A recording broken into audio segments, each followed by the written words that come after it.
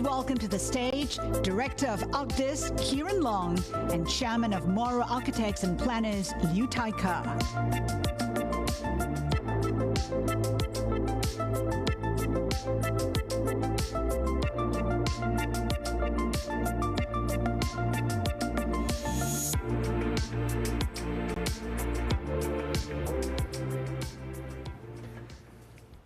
Well, a warm welcome to this afternoon session about cities. My name is Kieran Long. I'm the director of the National Center for Architecture and Design in Stockholm in Sweden, and it's my pleasure to host these conversations.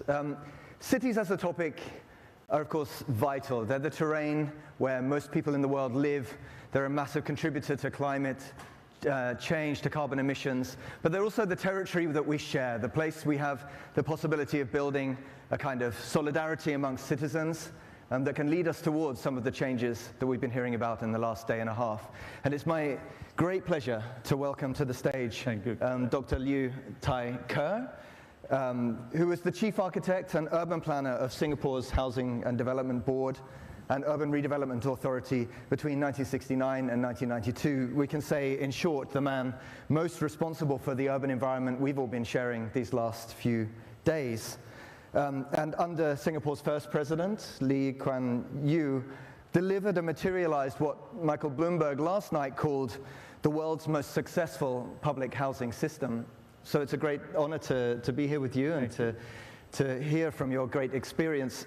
Tell me, when you think back to the beginning of your time here in Singapore, the challenges you faced, what was the task? What did you need to do? Yes, okay, I will answer that question, but before that I thought I want to say that I'm really grateful that this forum is held in Singapore, and because some of you may not know that there's such a thing as Lee Kuan Yew World City Award, which is awarded once every 2 years. The first one was in 2010. The second one was in 2012, awarded to Mr. Bloomberg when he was the mayor of New York City. So I'm happy that we've maintained this kind of connection. Sometimes people ask me what was driving me to work so hard for myself and for Singapore. I would say that when I grew up as a kid, Singapore was a very, very backward place. In fact, there was a view that in those days, as late as even 1960s, Singapore was seen to be more backward than Manila, than Saigon, now of course Ho Chi Minh City, and Yangon, more backward than that. And it's true because in 1960, when we had 1.6 million people, about 3 out of every 4 persons lived in squatter area. And but being thankful to Mr. Lee Kuan Yew and his cabinet colleagues, within 25 years under their public housing policy, by 1985, basically, we managed to get rid of all the squatters and also house every Singaporean. It is, I would say it's an amazing record. And not only that, we did not just build cheap house. We did build cheap housing, but cheap in cost, but not in qualities.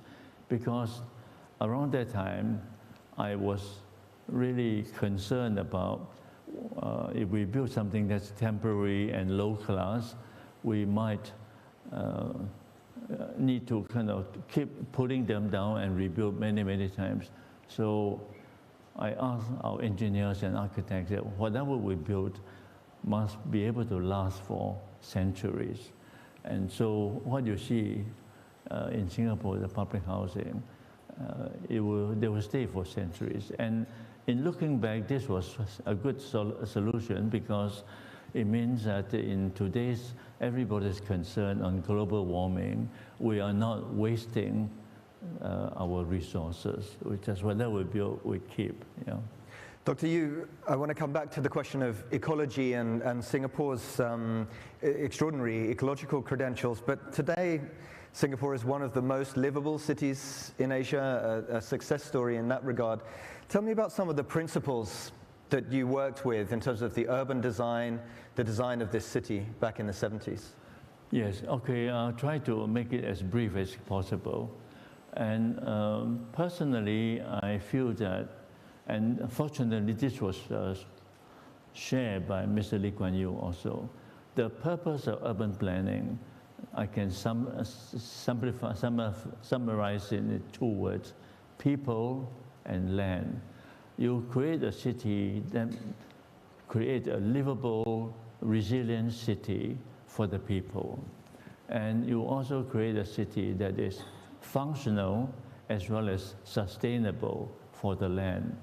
And this is really the key, these are the 2 key targets of our planning.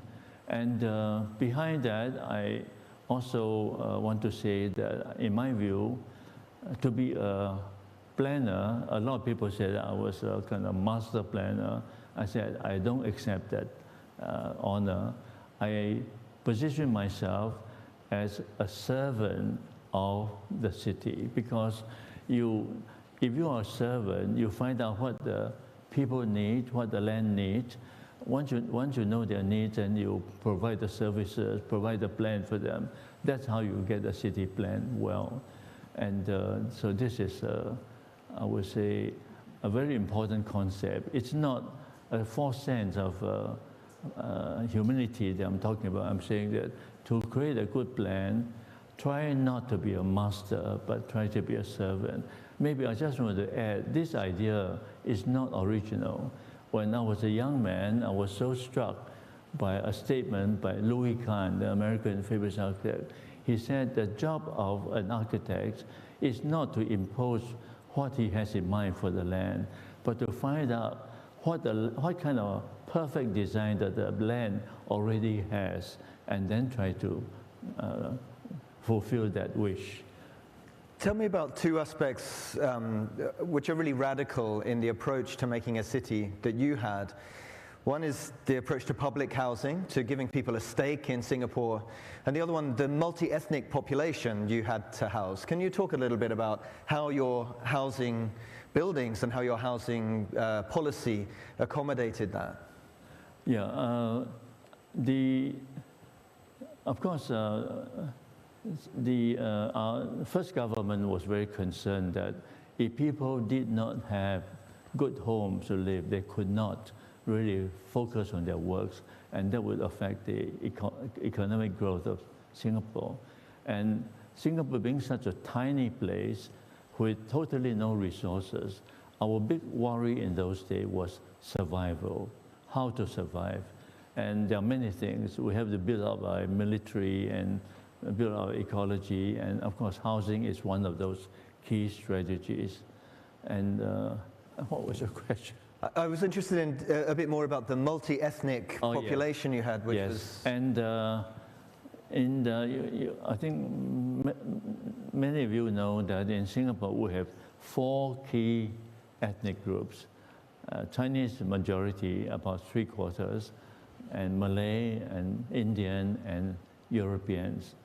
And in the 50s and 60s, there were a couple of incidents where the Chinese and Malay fought with each other, and to the extent of killing each other. So the Singapore government was concerned about that if we do not mix the different ethnic groups together, such a thing might still happen. And therefore, as a head of a public housing agency, I was asked to work out a formula to see how we can fairly set a high limit for different races and a low limit for different races. It's very precisely described, and it's the limit for new town, for neighborhoods, for precincts, as well as limit for each building block. It's all carefully calculated. It took me and many of my colleagues 9 months to do that, and I'm glad to say that after this was announced, in the early 80s. Until today, I have not received one letter of complaint or a kind of protest in front of my face, because it was done very, very carefully, and everybody understands there was a need to do so. And all of those people who are in the public housing system, you've described them as having a stake in Singapore. It seems very important for the identity of Singapore that people are participating in this housing system. Yes. Okay, in terms of mixing, just now I missed out one thing. One is mixing the ethnic groups. The other is to mix the income group, because since we are the only housing agency, we actually, around about 80% of Singaporeans cannot afford private housing, because Singapore has very little land and very large population, so land price is very, very high. So about 80% of people need the government help for the subsidized housing. So that's one thing. And the other thing is that when the British left us, if you ask the Chinese, which country you come from, they'll say China, Malaysia, Malaysia, India will say from India. And therefore, the government was also very concerned that there was no such concept as Singaporean nationality. And therefore, even though the British left in 1960, and we started public housing immediately after that, I wasn't here at that time. And as early as 1964,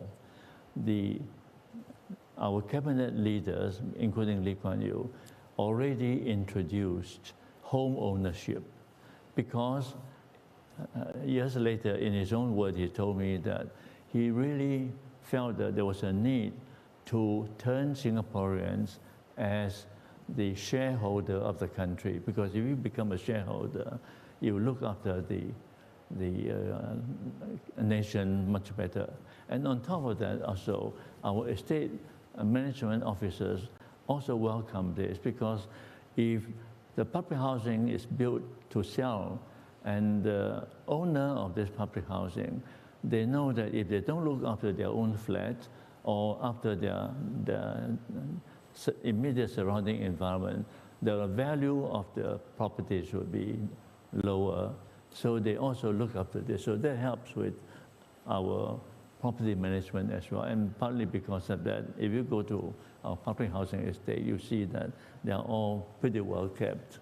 I think it's fascinating how public housing has become part of an idea of what it means to be Singaporean. But I want to ask you two very fast questions in our last minute and a half. One is about the importance of architecture and urban planning, both here, but in general for developing cities. And the second one, maybe you can answer both questions at the same time, is the impact of COVID. We're obviously still in the pandemic. How do you see that having an impact on the way that cities develop? Well, as a kind of very stubborn, old-fashioned man, I'm going to say something that you may not like. And that is, I feel that a city is unlike fashion or even artifacts. If you buy a clothes that you last week and today you don't like it, you just throw it away easily. You buy some kind of artifact yesterday and you say, wow, this is really no how, just smash it up. You can't do that with a city. A city cannot be changed. So as a planner, we have to plan the city as a kind of permanent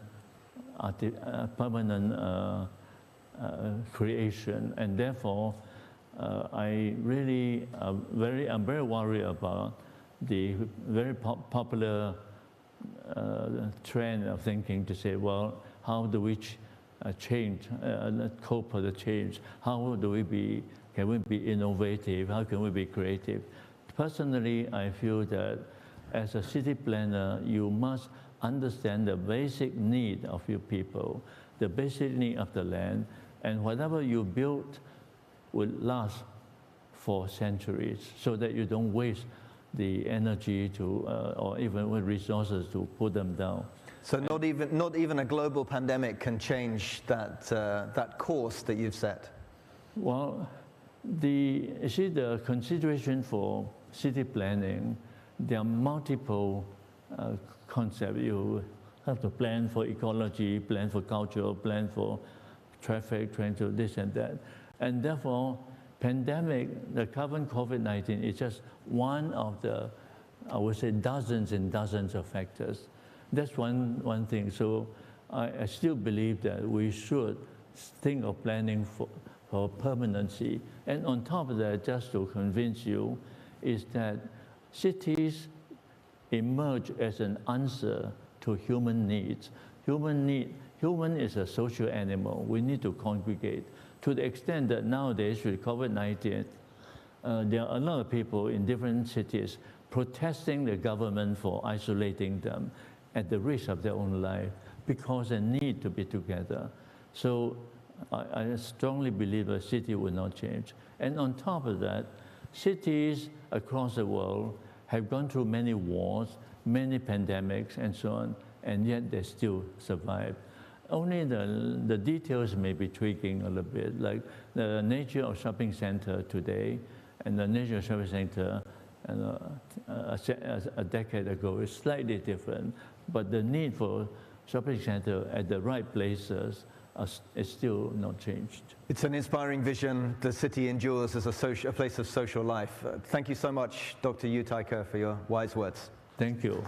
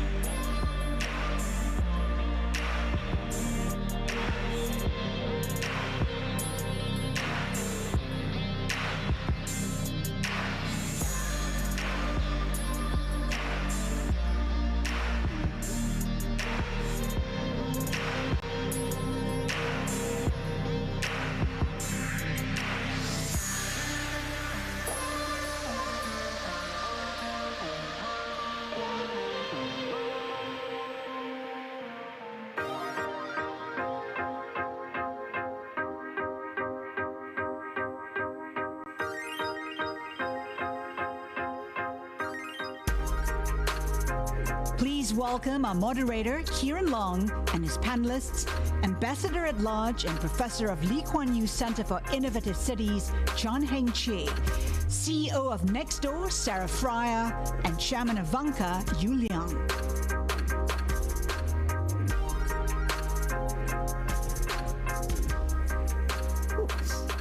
Welcome back. Welcome to everybody again, and to my fantastic panel. We're now going to have a discussion about the future of the city, I hope, from a multiple standpoints. One of our speakers is joining us remotely. Cities, we've heard now a vision from Yu Taike of a place that will continue, a social place that will endure despite the epochal changes that are coming to society and to the world right now. I want to ask you all to kind of react a bit to that idea. What do you see as the effects and impacts that COVID and these other dynamics will have on the city? And maybe I could ask you first, Heng Chee. Thank you very much, Kieran, and good afternoon to everyone. It's a pleasure to be here. I liked what Taike had just said, because he put the emphasis of the city on people. And a city must respond to people and to the land. And if you observe that, it will be sustainable, and the city will cater and will be what, will in fact cater to life in the city. What he reminded us about also is that cities have legacies, and it lasts. And whilst we want to think of how to redesign a city, redo it for after the pandemic, you have to remember there's legacy. You can't just knock down buildings, and it's going to be costly. The pandemic is already costly. Business is down. How do you really redo a city, So that's my first reaction to what was just said. But your research is also focusing on what you described to me as retaining the kind of magic of the city. You know, Right. what does this mean? What in your mind Yes. is that city of the future? You know, that we're- I have a research center, the Lee Kuan Yew Center for Innovative Cities, and we are looking at the socio-spatial reconfiguration of a city post-COVID. We're looking at, you know, the future of office, revitalizing polycenters, sustaining the magic of the city center. And one thing that we certainly agree on is that the city post-COVID will be a hybrid city. You've heard so much at this conference about work from home, and that's precisely it. But the point we focus on is that when you work from home as much as we do now, something is lost, you know, and because you're just by yourself, you lose your social connectivity. Yes, you use your WhatsApp, email, and so on. But you're really connecting with people you know. We talk of strong ties, weak ties. Strong ties are the people you talk to all the time. Weak ties, not so often, but helps you with ideas and creativity. You lose that. But in any case, you lose some social connections and social relations. So the first question is, do we build up a social debt, or is it a social deficit because you lose social relations?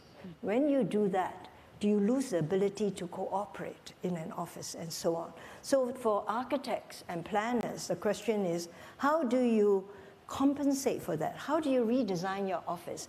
And how do you redesign space outside of your office to build up spaces so that people can rebuild sort of social connections, social life? I better stop here because I'm talking. Fascinating. And we have with us Sarah from next door, who I think can talk really to the theme of this social life. But if I may, I might bring in Chairman Yu first, from the very large scale of building many cities across China.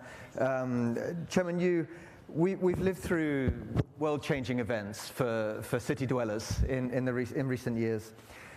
What are the impacts you're seeing from COVID and from these other dynamics on the way that you develop cities, the way that you think about the future of the city?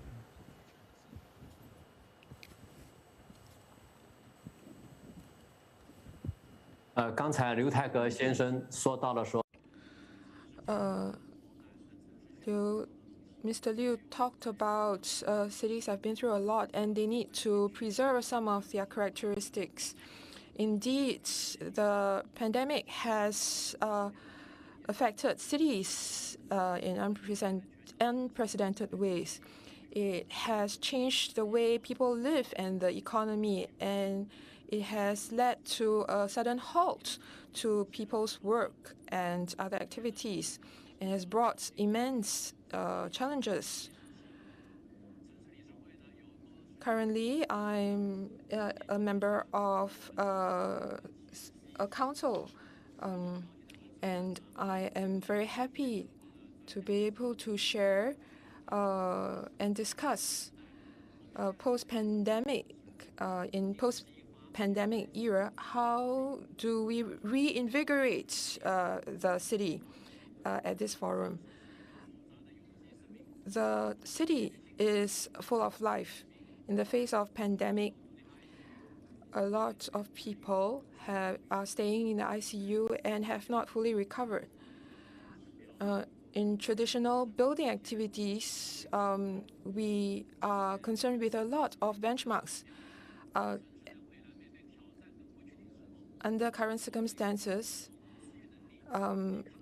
we also need to ask if the city is able to recover on its own.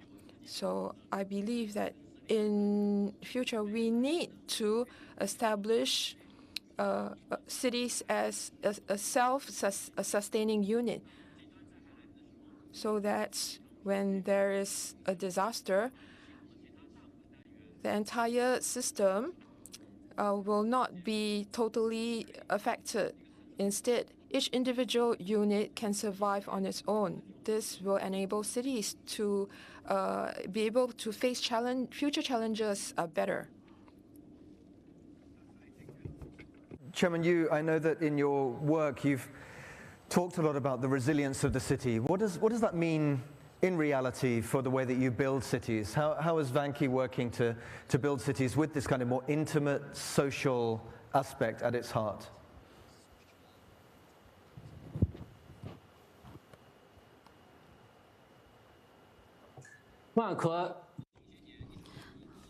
in the last few years, we have already put a lot of emphasis on this area. We are also talking about how we execute and how we expand in this area. In this world now, we are focusing a lot on the population growth, on the change of climate, and some related issues. From 2018, we have started talking to a lot of specialists and then to discuss with them about a special plan for China. And earlier this year, we also have a strategic joint plan with the Shanghai government. And we also try to solve the current city issues from building a resilient cities perspective. And now we can say that we can put in 3 levels. From the city level, we focus on the ecology, on the health and safety. We incorporate big data and a lot of technologies to create a city that is more future-oriented, that can cope with all the future challenges. So just now I also mentioned about how we create a platform that can integrate all these resources to build a more sustainable life for the city. For example, to have a road that is more usable for the future, have the resources that is easier for people to tap into. So we also think about, for example, in each communal hub point, we build residential areas around it so that people can live and work in a more convenient way. Another area we tap into is the smaller area. So how we can better use smaller areas so that people can live in this place that is much more livable. For example, we inject a lot of green concepts. We use a lot of recyclable materials. We use a lot of nature environment to live with to build a city that can live harmoniously with the nature. And also, we have a lot of plants, a lot of sustainable plants, so that a lot of local plants that can be put into our planning. So I'm sure with all this effort we put into, we're able to create an environment that is much more livable. But this idea of neighborhoods, building new kinds of neighborhood, I mean, Sarah, we're now sort of coming down in scale, I'd like to think. Tell us a bit about your technology and your platform and what you see that as contributing to the future of the city. And also, of course, what you've seen in your data about the impact of COVID on city life. Absolutely. So Nextdoor is all about how do we let people connect to the neighborhoods that matter to them, recognizing that, of course, it's not just about the neighborhood that you live in. It might be the neighborhood you work in, it might be the neighborhood your parents live in, your children live in. There are many places that we have deep affinity to. And what I love about what both my esteemed panelists, guests here have said, is that it is about humanity in the end, right? We're talking city, but city is a very cold term. Reality, every place that people live is really a series of interconnected communities. But each of those communities tends to have its own personality. What we've seen in our data post-COVID is that almost 70% of the neighbors on Nextdoor say that the neighborhood is the most important community in their life. Chen Heng already said this comment of weak ties.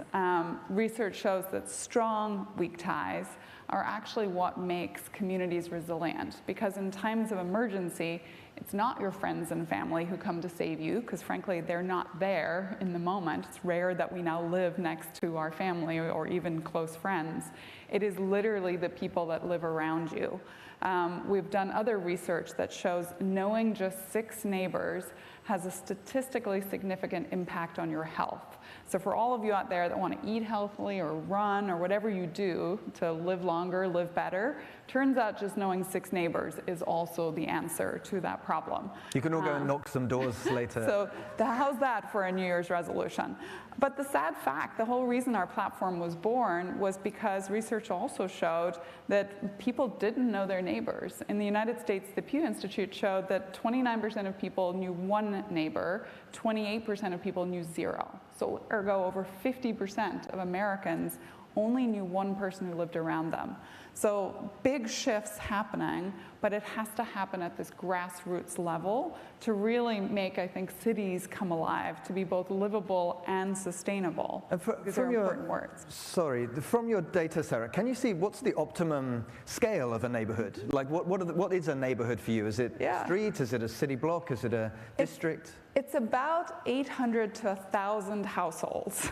And now that is an average that probably doesn't help with what the true dispersion is. It depends where you are. In a city, because people are so densely populated, when you get above 800 to 1,000 households, the noise cancels out the signal. So you're not, if you do ask for recommendations, often they're not that pertinent. So you have to keep it quite tight. Rural areas can get obviously much larger in terms of scale, but it still is about 800 to 1,000 households is big enough. Now, there's still more need for information to travel beyond that, and so of course our algorithm does that based on the engagement that's happening. I'll give you an example. I live in California. California just suffered horrible wildfires. The neighborhoods that were in the evacuation path were very active on the platform because people were being evacuated and they wanted to know what to do. They wanted to talk to the government and to the emergency services. The neighborhoods next door were active too because they wanted to know what's happening, am I safe, and could I help?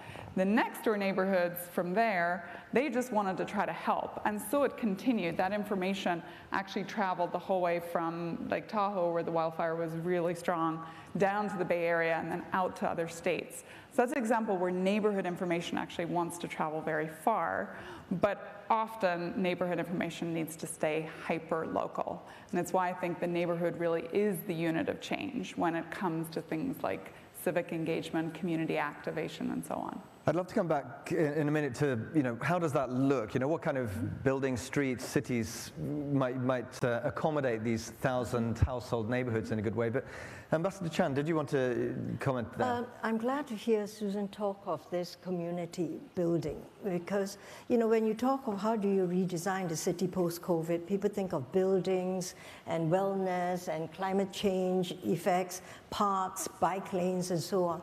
But building the community is extremely important, and that is not often talked enough. That's why I talked of the social debt, social deficit. And, urban planners, Richard Sennett, he's been decrying the loss of social glue in cities. And, the city's falling apart. Communities are falling apart. We've forgotten how to cooperate. And you are saying, through this app, through this crisis of the fire, people are coming back together. And in the end, you see, we want to talk about how do you build social capital? So for me, it's social debt, social deficit, going towards social glue. How do you create the social glue? And then, the community as a whole, you have social capital because you've learned to cooperate. Absolutely. And the question is, how big is that community? What size should it be? And I'm not sure there is an optimum size. You worked with 800 to 1,000. In our neighborhoods, we try to do that, 1,000 families in a block, and you try to engender that sense of cooperation and so on. So we could try, to sort of bring that back. But I think in this building of the space and community, there is also a place for putting into, I think Mr. Liu from Vanke has said he goes for small spaces too, and I think when you build in a big city, the small spaces become intimate spaces that attract you. And it becomes, in fact, quite intimate, and you can have social life in this small space. Absolutely. Chairman Yu, if I could come to you, what are your reflections on the scale of the neighborhood? I mean, obviously your Vanke acts at a very large scale in some very large cities in China, which have seen tremendous growth in just a couple of generations. What does that neighborhood scale mean to you when you're building at that, in China? Can you think of any examples?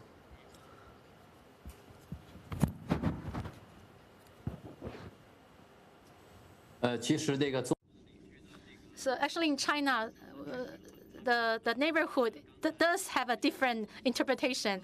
I also agree very much on the other two guests' discussion just now. It is very important to have a community life to create a resilient city. So in China, actually, community life has always been put such an emphasis. But this is a soft factor. From the hard factor, maybe I can give you an example from a city's point of view. For example, Shanghai. Shanghai, other than the city development, they also create this project called the 15-minute community zone. So they want to create a satellite areas. Basically, you can have a very small single unit. You can fulfill all your life needs within 15 minutes. That's walking distance, 15 minutes of walking distance. So they're trying to create such a small unit that you, as a resident in this zone, you feel very convenient, very at ease, very easy to access to all the needs you have. And for Wanke, we also have a very similar project. For example, just now you mentioned about how important neighbors are. In Wanke, we have about 4 million households. We have a lot of campaigns, like we have a running campaign. We can use running to join residents together, and so that they can know each other, they can be familiarized with each other. We also think that 15 minutes walking distance is a great project, and this is something that is achievable. All at the same time. I am sure that they're not, but an extraordinary vision and extraordinary scale. What for you in the US and in the places where your network is present, what kind of places look like they have the most social solidarity, that have the strongest weak ties? What are the kinds of cities, suburbs, villages, towns that are working?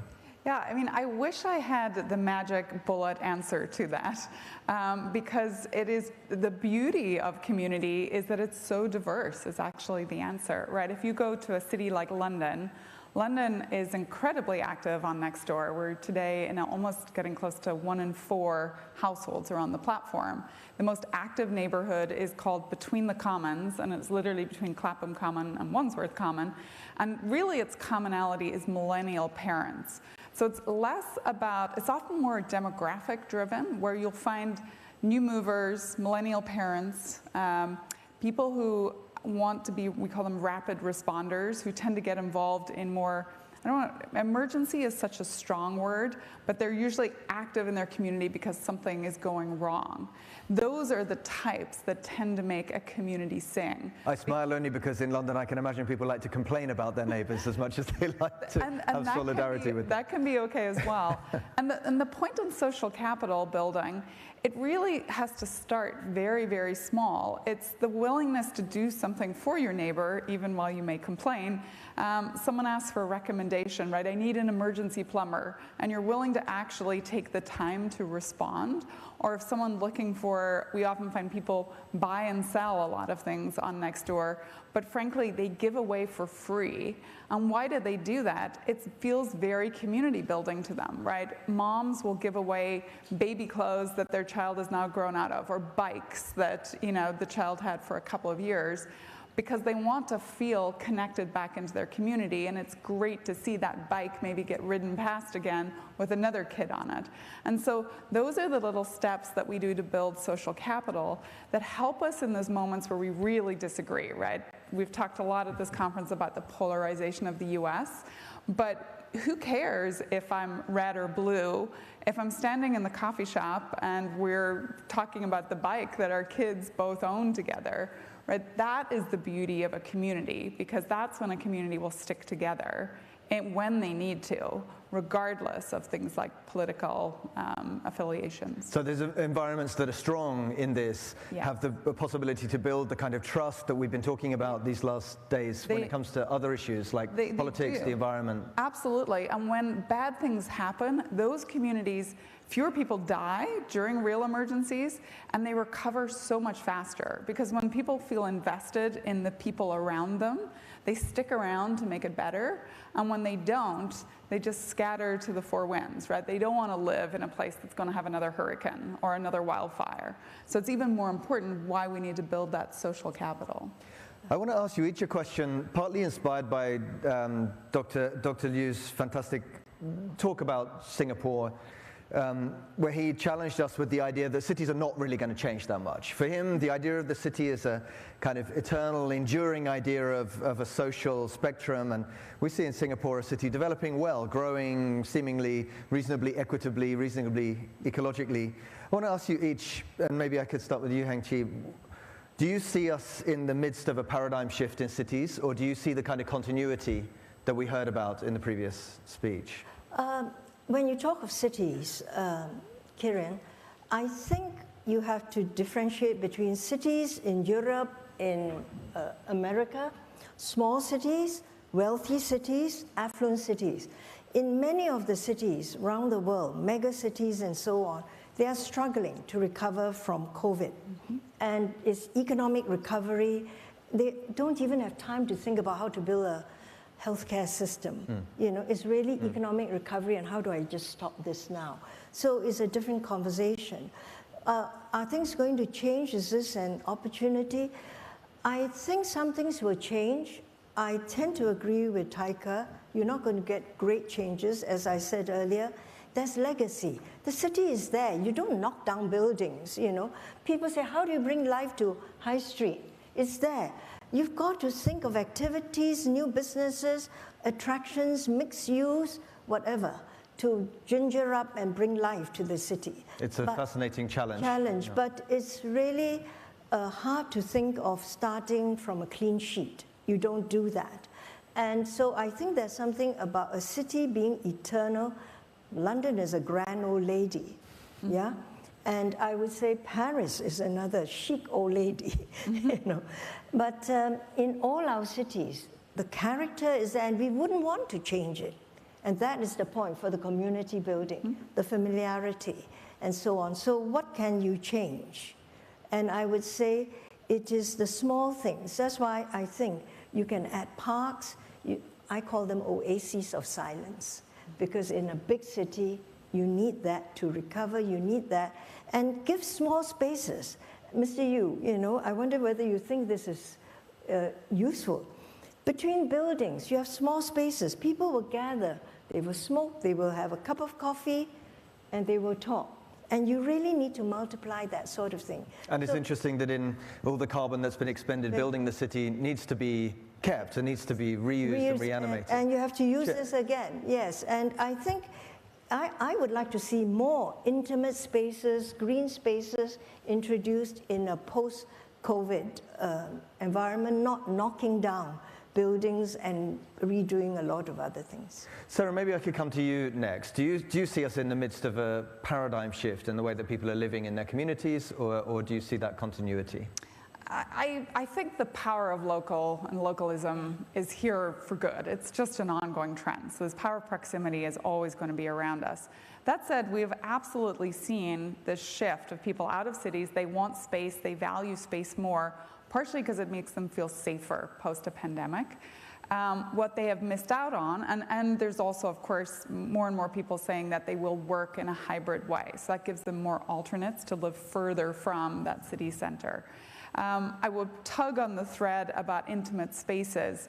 There's a term, the third space, so our home, the place we may go to work, but the third space is a place where we love to be known. So it's that feeling of walking into your local coffee shop and the person saying the usual, like what can I make for you, because they know you as a real person.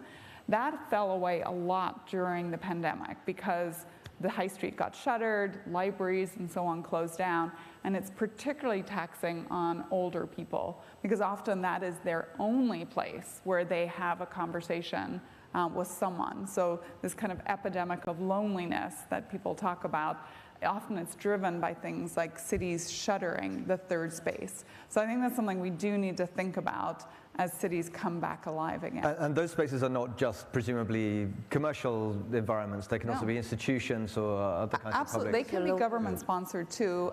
Parks are important, but parks are often quite, they are silent spaces, and often this craving of human-to-human connection, how do you make that work? Because we have all disappeared behind panes of glass, and yet so much of our mental and ergo our physical well-being is about the real life human-to-human connection.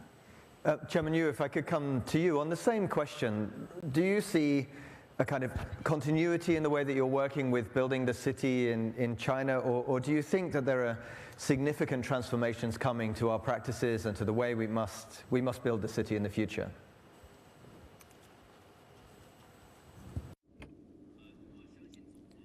I believe the urbanization of China will see a lot of changes.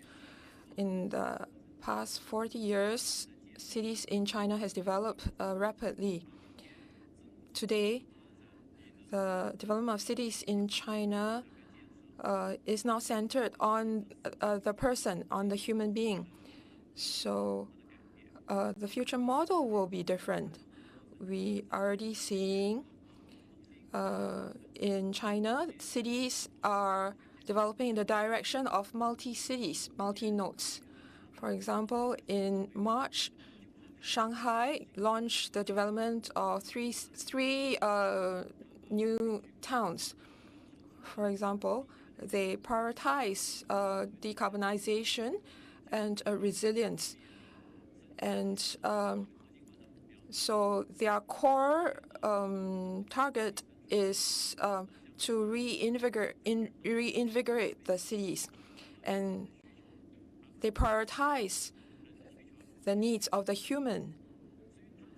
So the target is by 2035, they will develop these 3 towns into towns. These three towns will become models for the development model of a multi-centered city. And these towns will be self-sufficient, including industrial, residential, and commute purpose. So I believe that post-pandemic, Chinese cities will be developing in the direction of this emphasis on the human. Fascinating that all 3 of our speakers have begun to emphasize the very detailed social level of change that will be coming to our cities. It's been fantastic to have your insights. Ambassador Chan, Sarah Fryer, Chairman Yu, please join with me in thanking them for a fascinating discussion.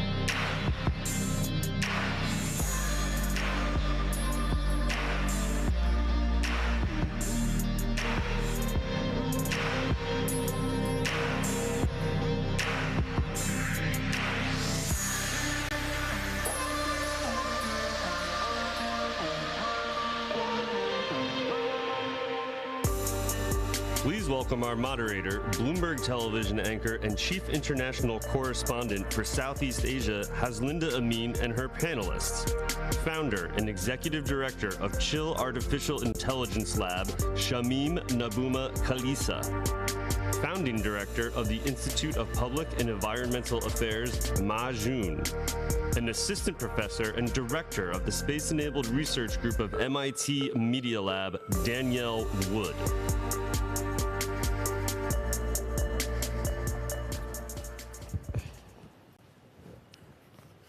The impact of climate change has been uneven and disproportionate. Emerging countries are bearing the brunt of the risk, even though they have contributed the least to the crisis. So how should we look at environmental issues in the broader context of climate justice, social justice? I have three catalysts with me today, all with solutions to the problems and who've been very active in solving those problems. Danielle, I want to start with you. You're tapping space and space technologies to help solve the problems on Earth, help the most vulnerable. What's the motivation? What's the vision? Thank you so much. Thank you. It's wonderful to be with all of you.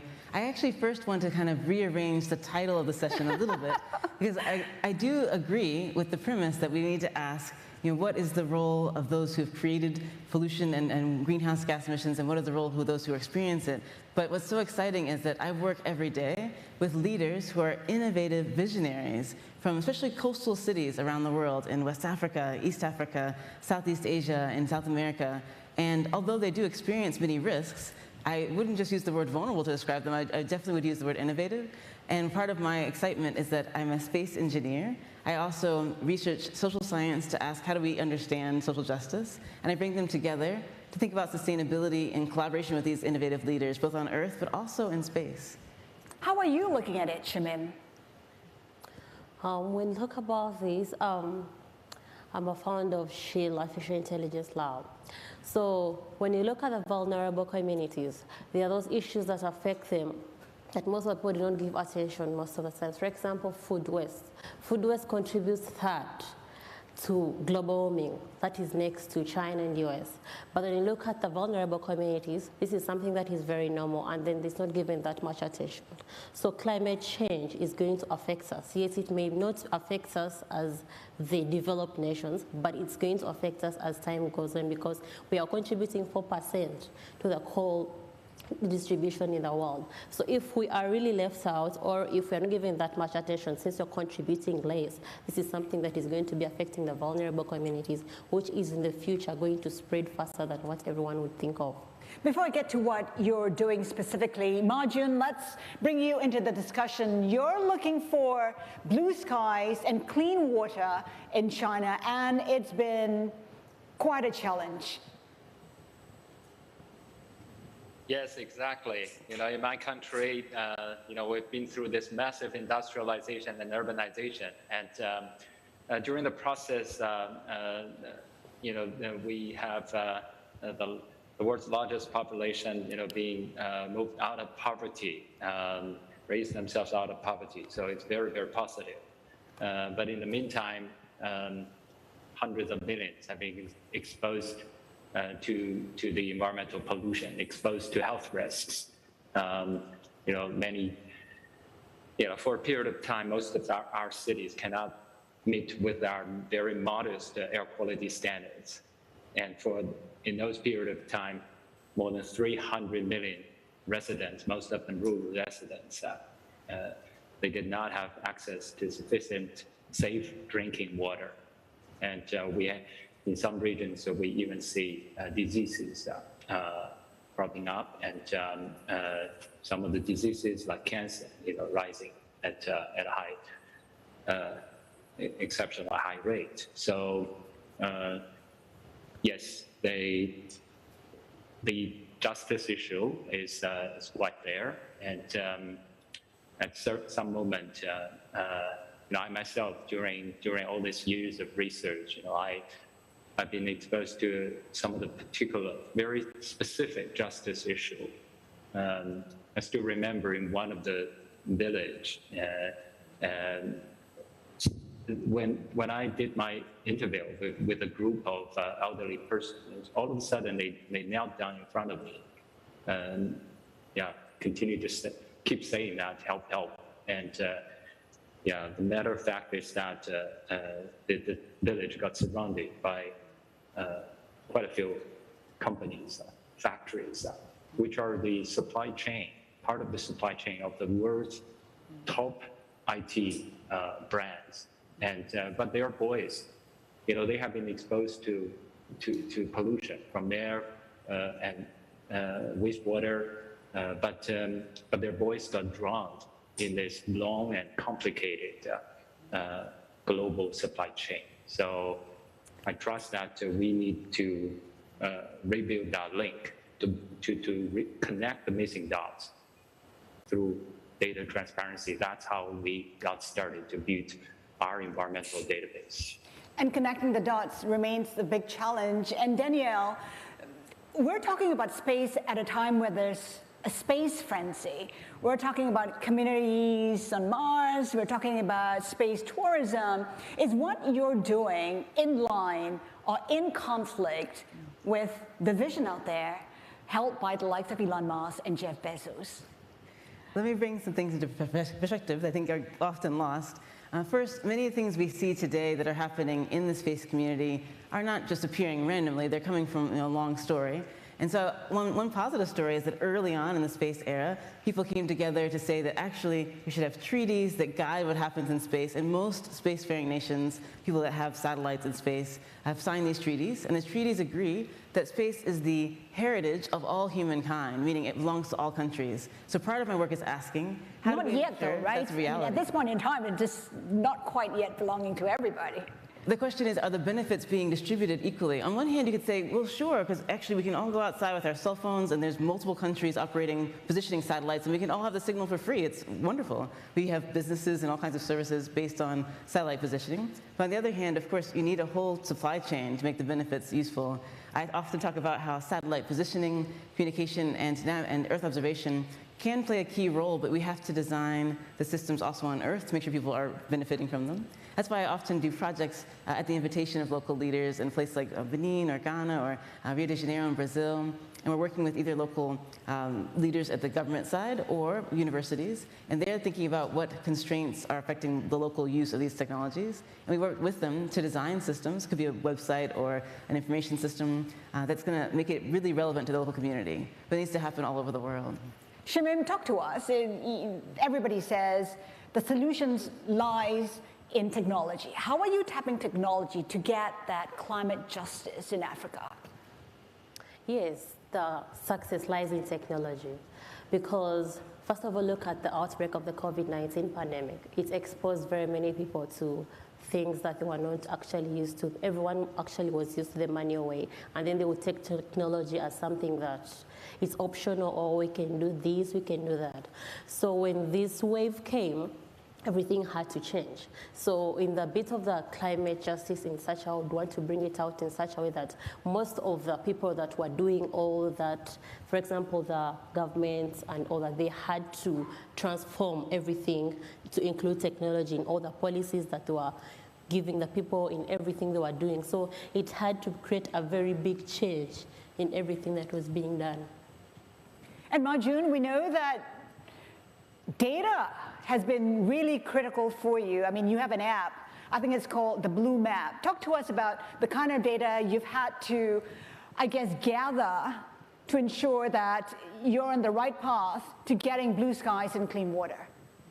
Yeah, I do trust that all these issues from local air and water pollution control to the global climate change, biodiversity protection, ocean protection, we all, it's such a big and complex issue. So we need multi-stakeholder efforts, but people must be able to access the information. So 15 years ago, our organization started developing the Blue Map database. And at the beginning, very little information was available. But through years of advocacy and promotion, and we have seen a changing mindset in China. We have seen a vast development of environmental transparency. And today, in our Blue Map app, people can check more than 4,400 monitoring stations on air quality every hour. And on the water side, more than 20,000 monitoring stations on rivers and lakes and coastal seas, drinking water sources report the data. That's about 50 million, 500,000 pieces of data. And we're also tracking the performance of millions of companies, locate more than 7 million of the corporations on the digital map, color code each one of them based on their environmental performance.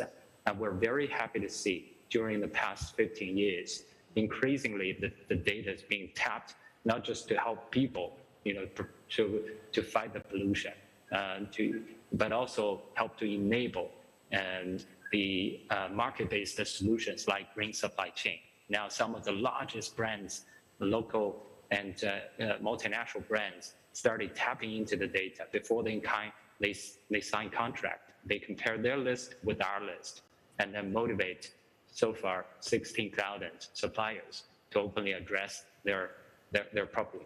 And for the first time in more recent years, for the first time, we allow people to check about we created the Blue Map for zero carbon, allowing people to check about the local, regional, all this carbon emission data, the use of coal and electricity, and also based on that, developing index to create local accountability mechanism. Majun, I know that among the foreign companies that have come on board include the likes of Apple and Amazon. I'm just wondering how you're using that to put pressure on the government to take action. Yeah, the data is also being very much used to, we developed the pollution information transparency index based on the data and continue to assess the performance of 120 cities in their enforcement and transparency over 10 years of time, and motivate some major change in the transparency. And the first year, I still remember, the first year we managed to only compile less than 2,000 records of violations. But earlier this year, that has topped, that number has topped 2 million. Now it's continued to grow every day. The government, for the first time in the world, have decided to allow to drive all the major emitters, tens of thousands of them, to make hourly disclosure or bi-hourly disclosure to the public on their automatic monitoring data. That's the first of its kind in the world. Danielle, go ahead. I was just going to respond. Congratulations on especially what you described of the ground-based data collection.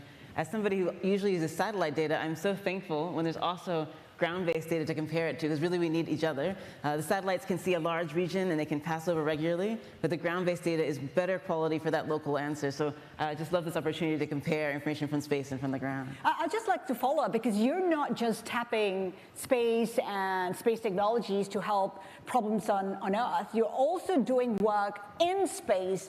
I mean, I think we've been to space for about, 60 years or so, and we're already doing things wrong up there? Yeah, we could trace back to 1957 as the first time humans put objects in space, right?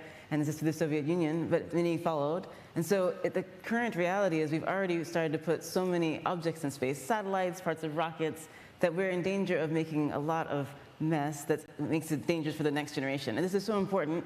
I'm an advisor to many countries that are starting their early space activity. And we have communities such as Rwanda and Tunisia and Mauritius that are putting their first satellite in space. In Latin America, the Middle East, Southeast Asia, so many countries either have a space program or a project to have people learning and working on space technology, which is wonderful. So every country has the right to have a free location that would be safe to operate their satellites. But unfortunately, countries like mine, the United States, have put so many things in space and not cleaned up our trash, and we're continuing to. So actually, there's a balance we have to strike.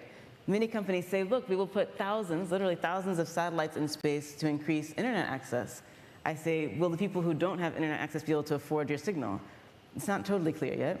But on the other hand, we have to manage these new thousands of satellites safely. So I'm at the same time asking, how do we manage our waste, such as greenhouse gas emissions in the atmosphere, and monitor that from space? How do we manage our waste, which is parts of satellites orbiting the Earth? And I'm actually worried already about the waste I'm expecting us to put on places like the moon as the next generation happens. We need a better solution for waste in the atmosphere, in the ocean, and in orbit in space. Okay, we'll take note as we send more missions to space. Shamim, this is the New Economy Forum. As we emerge from the pandemic. What's your vision? What's your view of how we can emerge without leaving anyone behind, especially in a country where millions have been sent into poverty, extreme poverty, because of the pandemic?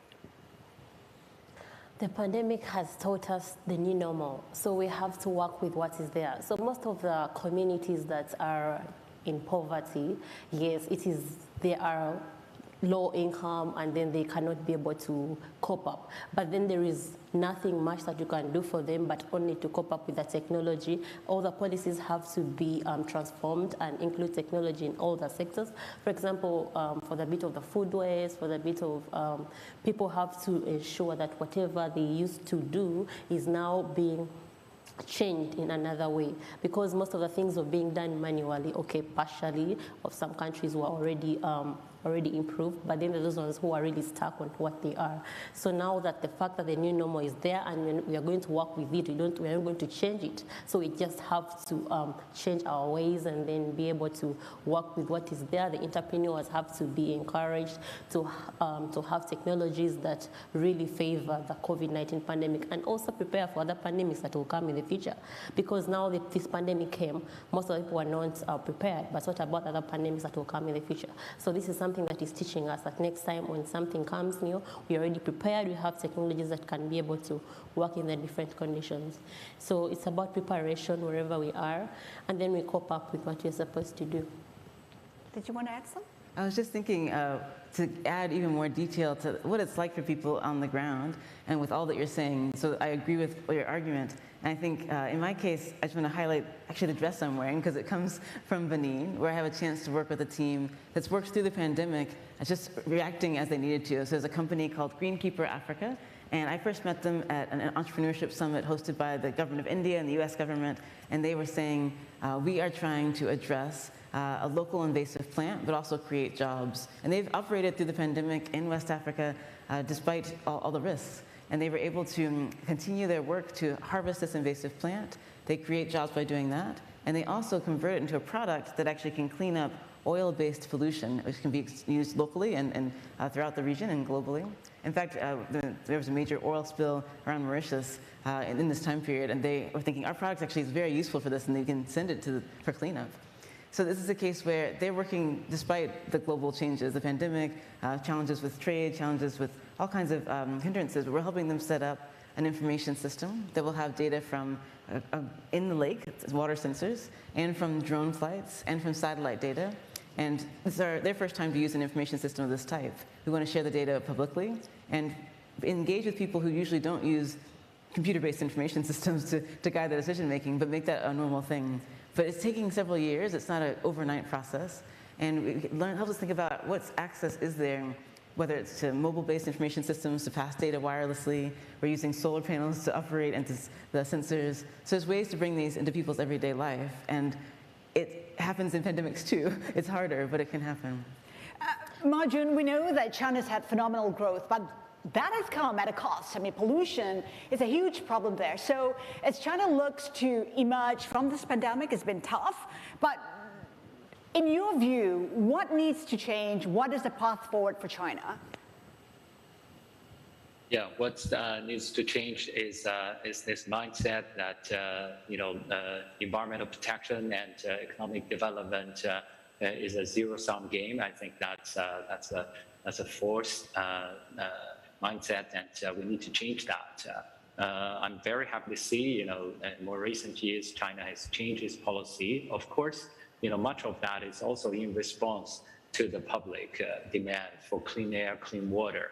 And we all know 10 years ago, Beijing and the big surrounding regions have suffered from long stretch of smoggy days. And for a week, in quite a few days, the airplane could not land. And people made their voice heard, and the government responded with the decision to start monitoring and disclose PM 2.5 and ozone. And based on that, of course, it's not enough just to know which day to put on face masks or lock their children indoor. So the government followed up with a massive clean air action plan. And And through all this 8 years of multi-stakeholder efforts, we managed to see some of the real progress made. China's air pollution level have been cut in general by half. In Beijing, the PM2.5 concentration have dropped from 89.5 micrograms to 38 last year. And on the water side, surface water, we also made real progress. Having said that, the mission is far from being accomplished. Today, our air quality need to be continued to improve, and then we also have new challenges on the global level, like climate change, biodiversity loss, and ocean plastics, and all this. So we need to tap into this success, the solutions based on the environmental transparency, empower people, building their awareness, empower public supervision, and then motivate government to strengthen enforcement, and then enable market-based solutions like green finance and green supply chain. I think, in this new efforts that we're going to embark, that is the carbon peak and neutrality pledge made. Over the next 40 years, China needs to completely, cut or neutralize the rest of the more than 10 billion metric tons of carbon dioxide. It's going to be a very tough process, and there's a lot of challenges, the shortage, the time span between peaking and completely net zero carbon emissions. So we need to tap into some of the innovative solutions based on information technology. Shamim, Majun talked about how you need to mobilize the community for them to be part of the solution, to empower them. How do you see that playing out, and what can happen? Yes, he talked about a very strong point, mobilizing the community. This is showing them that they're included into what you're trying to tell them. So they would feel like they're participating more, and then they would cope up to the change that you're bringing into the community. Because if you're showing someone, or you're showing the community that you're part of the change that I'm bringing, that means there's going to be positive response compared to what was there before. So that would bring in the justice that you're talking about, that even someone who may be in a different community who may have thought that they've been left out, but then when you include everybody inside, they would say, oh my God, this is all of us, so we have to join this thing, and this is one way of ensuring that everyone benefits from all this. For space, can you get everybody, the community, on board? I want to talk about two particular community leader categories, and I was just inspired by this amazing story we just heard about the changes in China, and I thought about the topic of biodiversity. So what strikes me is to think about the role of indigenous leaders. I think of North America, where we think of the Native Americans and the broader indigenous community across Latin America up to North America, and then across the world there are many indigenous leaders and communities who practice traditional knowledge, and they maintain biodiversity in their lands in a way that no one else can do. So I think one point is listening to them, empowering them to be able to have sovereignty over the land that they traditionally have lived in, and then supporting their efforts toward biodiversity and toward innovative practices. It doesn't always mean ignoring technology. One of my doctoral students, Fatima Maniapa, she's asking how local leaders of indigenous communities in forest-dwelling nations within India would like to use information technology to manage their own local knowledge about how to manage the forest. So it's a combination of virtual reality and storytelling in the traditional way. And meanwhile, I've been asking indigenous leaders what their views are on space travel in the future. They also have really interesting ideas to contribute to how we can sustainably go into space and honor our terrestrial and celestial landscapes. On that very inspiring note, Majun, Danielle, Shamim, thank you so much for your time today. Thank you so much. Thank you. Thank you so much.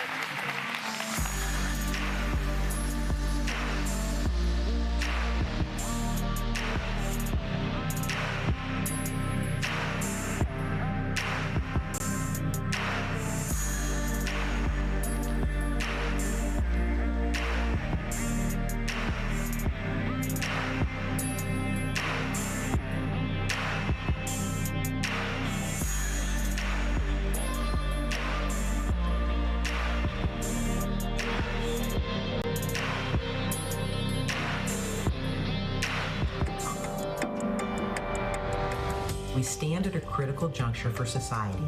I'd even call it a crossroads. So, the great opportunity in front of us. Number one, invest in reskilling. Number two, invest in skills-based training.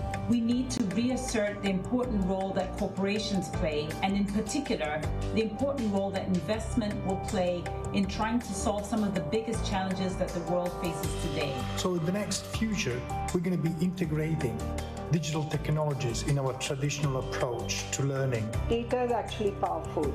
And if decisions can be data-driven, if decisions can be used for the greater good of mankind, just using data, I think we would have made a huge difference. If the government rolled out COVID-19 paid vaccination program, I think it would even more widen the gap of vaccine disparity and vaccine inequity in Indonesia. To ensure that we never face a global health crisis on the scale we're seeing today, these global health agencies need surge capacity and contingent financing so they can pivot when needed. The need for us to focus on building healthier buildings by design, using relevant technology to enhance experiences. We now need to prepare for the next crisis, which is going to be that of climate. We need to end this pandemic everywhere. That requires getting to widespread vaccinations everywhere in the world. We have to be flexible and innovative in everything we do. We have to be more inclusive, and we are all in this together. And the only way we can do this is to democratize education and healthcare.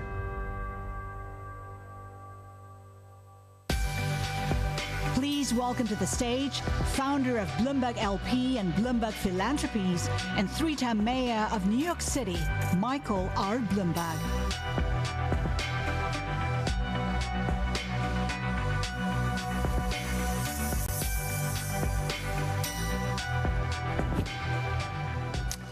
Well, thank you, and hello, everyone, again.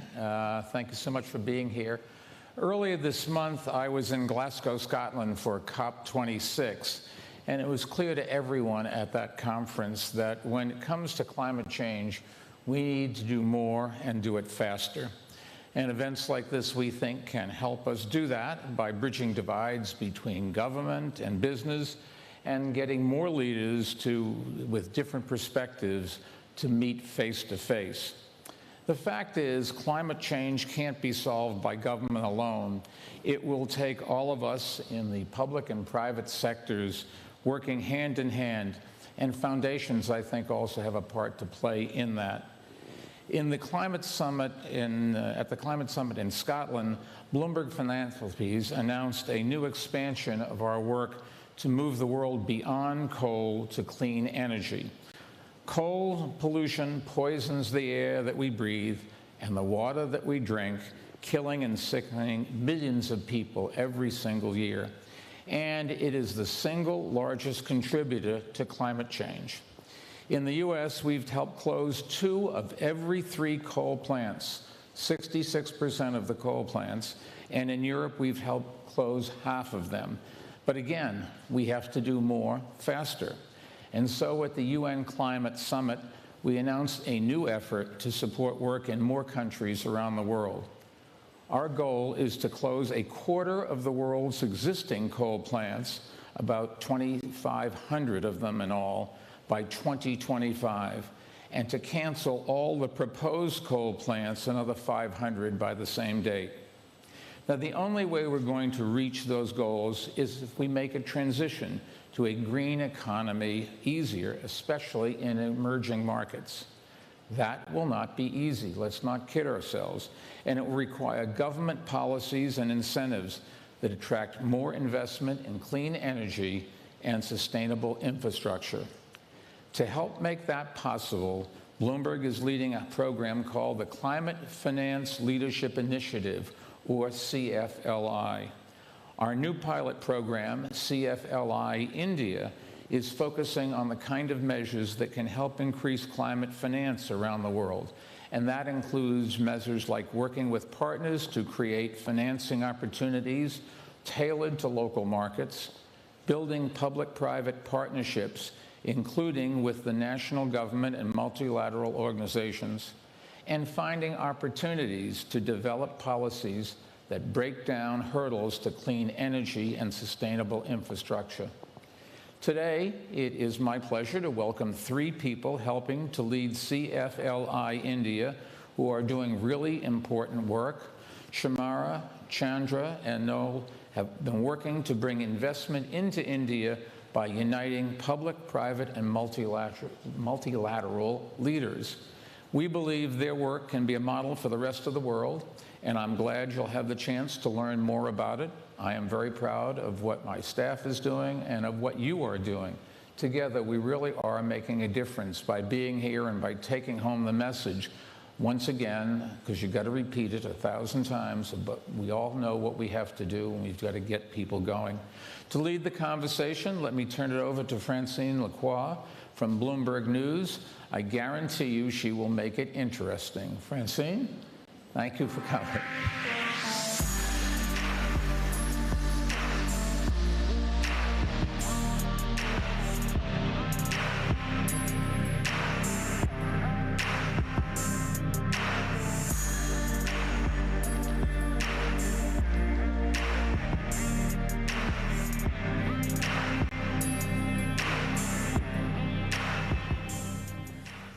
No pressure. Now we really have to make it interesting.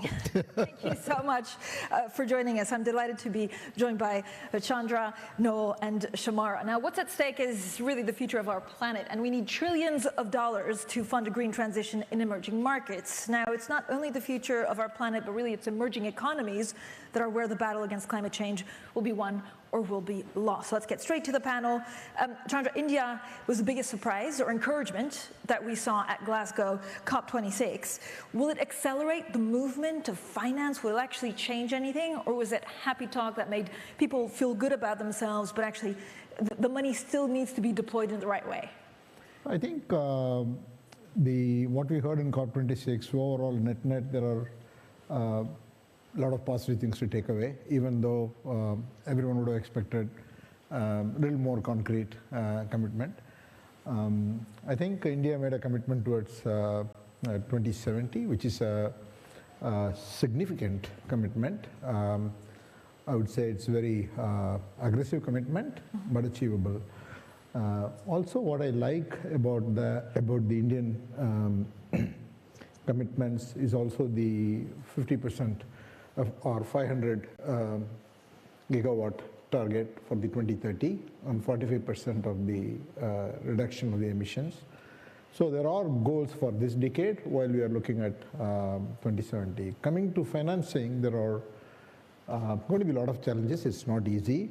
I think the way to look at the financing is there are going to be projects which are very straightforward or which people are going to be very comfortable doing because there is a returns and business case, and there are going to be a lot of projects which are going to be high risk. And that has 2-3 difficulties. First is many of these capital allocators look at emerging markets itself as a risk. On top of that, they're going to add the high risk projects risk, and they don't know how to model it. The second one is when you look at the banking system in India, which is already stressed, and they're not going to be coming forward easily to do these kind of projects. And the third one is many of these projects are going to be pilots, especially you take hydrogen and so on and so forth. Small projects, but they need to be tried out.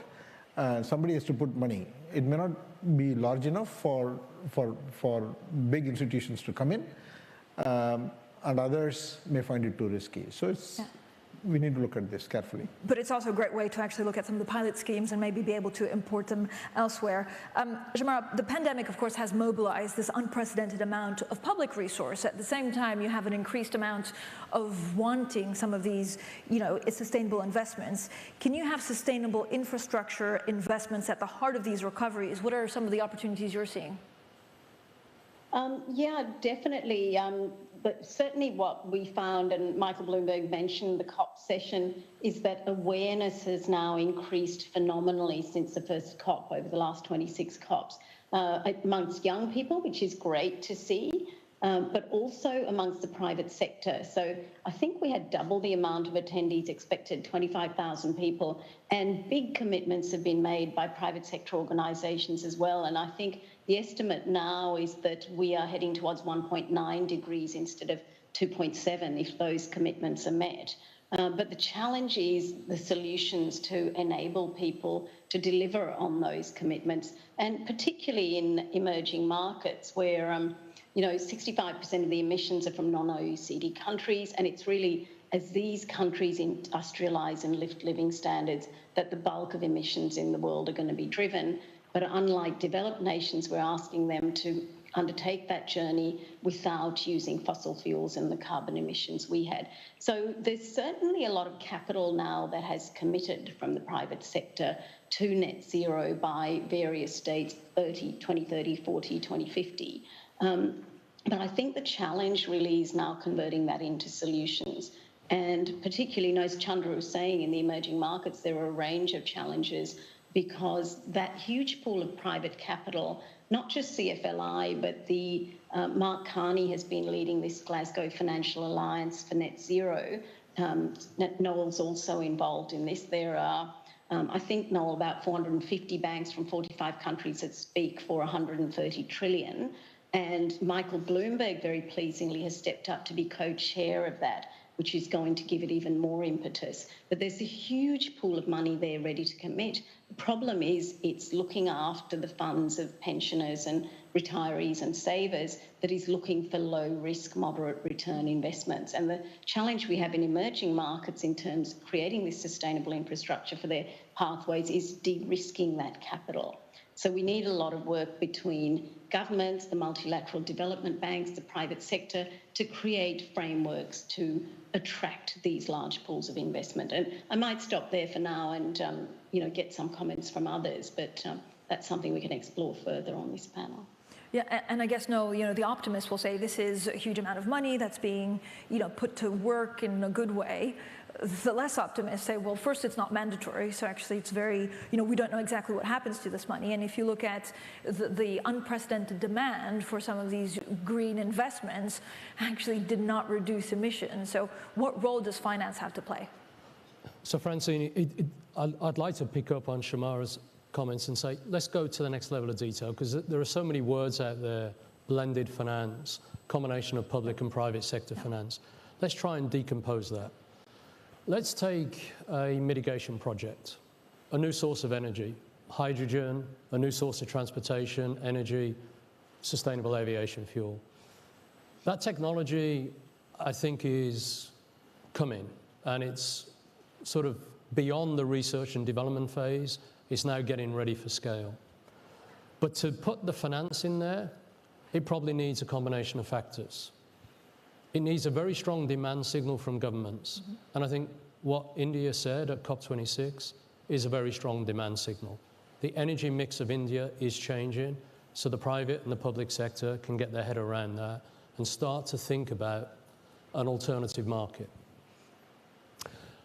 What then may need to happen is to get the financing in place, private sector finance, whether it's equity or debt, is some help from public sector financing to create some of the cost of some of those energy sources are going to be beyond the payback cycle that one would expect from the private sector.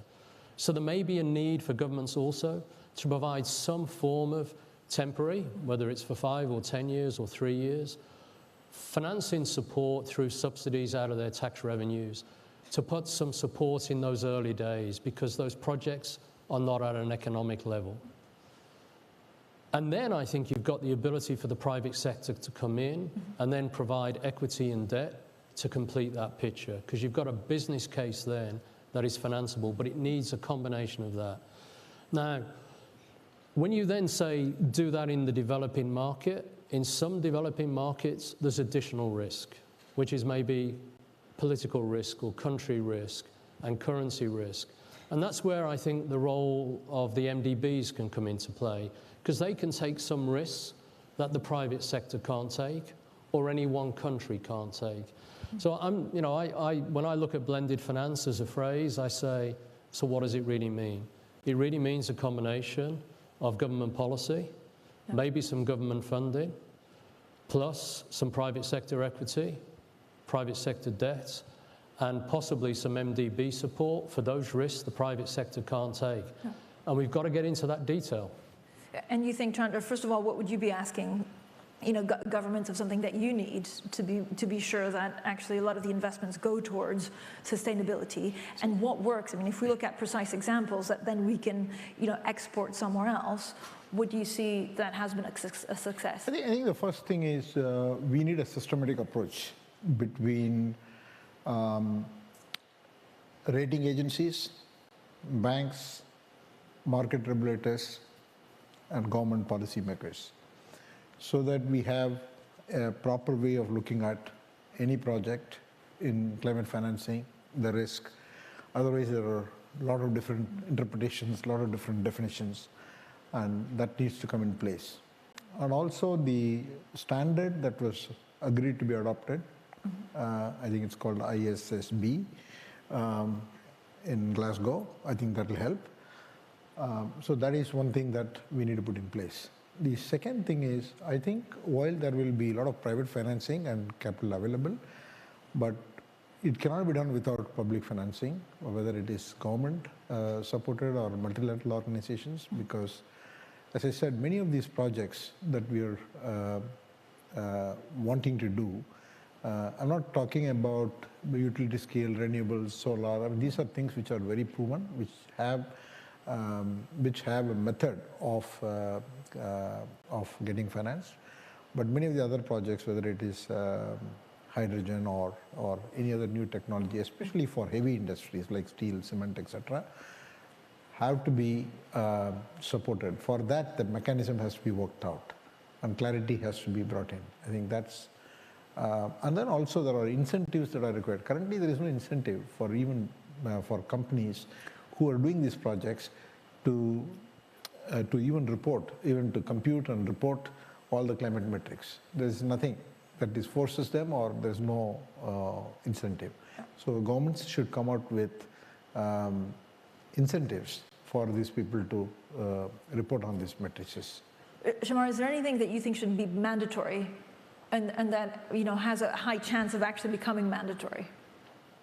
Well, I actually think the glide path has to be tailored for every country to suit the particular country. So in the case of India, and it's fantastic that Bloomberg New Energy has taken this initiative to get the Climate Finance Leadership Group focusing on India as a pilot, because I think if we can get things done in India, we can use that as a pilot to catalyse other countries, but they will have their own tailored glide path. So in terms of what India makes mandatory, it's got to be tailored to India. India has chosen solar as a big part of its glide path and has stepped up the 400 gigawatt target to a 500 gigawatt and has done 100 already. And as Chandra said, probably solar is now at a scale where the private sector can do it without government support. What the government can do, maybe instead of necessarily making things mandatory, is create encouragement, as Noel said, with things like incentives.